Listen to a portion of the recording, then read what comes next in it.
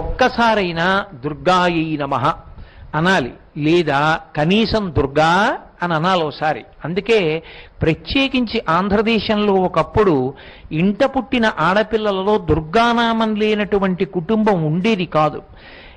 ప్రతి ఇంట్లోనూ ఒక ఆడపిల్లకి దుర్గా అన్న పేరుతో ఉండేవారు.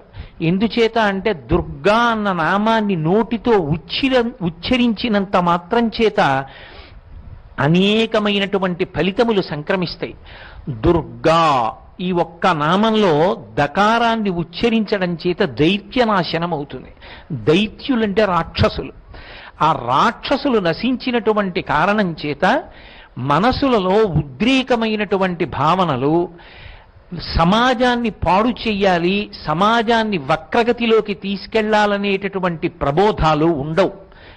ఎందుచేత అంటే మిగిలిన యుగాలకి కలియుగానికి ఒక ప్రధాన